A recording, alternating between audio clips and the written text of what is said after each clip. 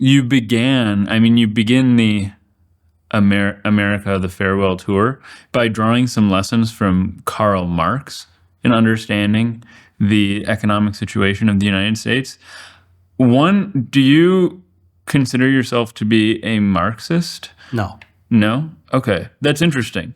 But you can't. You have to read Marx. I mean, I think Marx's ideas about how to form the socialist society are completely utopian and unachievable. But I think that the analysis that he did of capitalism, with a lot of help from Engels, is absolutely fundamental to understanding capitalism. You would just not label yourself as a Marxist because of this more prescriptive element. You would still... I think most people who label themselves as Marxists embrace Marx's prescription. I don't. I have a much darker view of human nature. I don't believe in the withering way of the state. I think power is always a problem, no matter who wields it. That as an intellectual or writer, one is always in opposition to power, even power you may sympathize with. And that the role of an intellectual or a journalist is to constantly hold power, no matter who holds it, to account. To clarify then, do you still identify as a socialist? You just don't think that... No, I'm a socialist. You just don't think that... Yeah, but I'm that's not the same as a Marxist. Right. I'm kind of a Swedish socialist in the old Sweden, where you have powerful unions, heavily regulated businesses, the prohibition on monopolies, the state provides universal health care, high-quality education. So it is a socialism that can coexist with heavily controlled capitalism.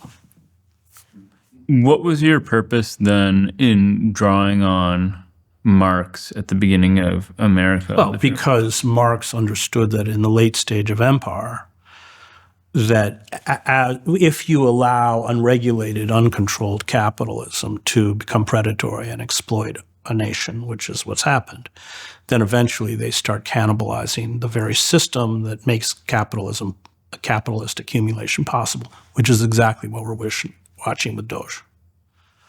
Could you say more about that? Yeah, they'll devour the state mechanism that sustains the nation for short-term profit, but in the process destroy themselves. Now, I mean, this is an interesting point because my understanding is that Musk's wealth is declining rapidly, and I could be totally wrong, just because his Tesla stock but it all goes up and down. It's a roller coaster. I mean, it goes up, it goes down.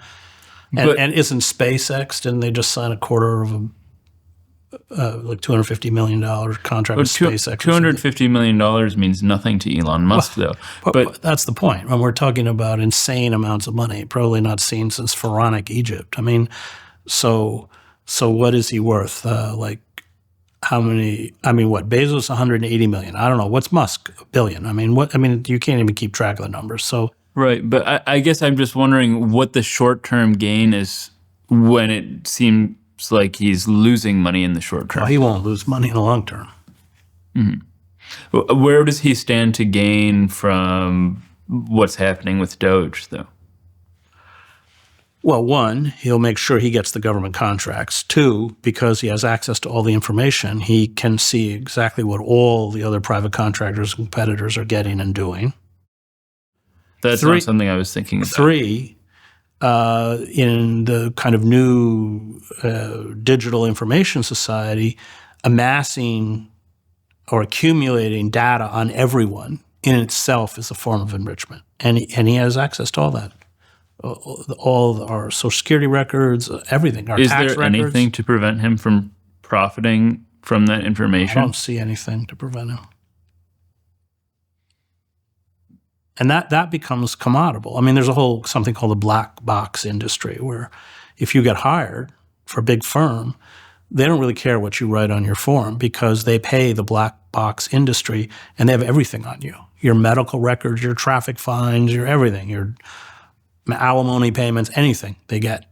And that becomes that information itself, which is what, of course, the aggregate sites, Facebook and all, that's what they gather. So that's in itself a form of wealth.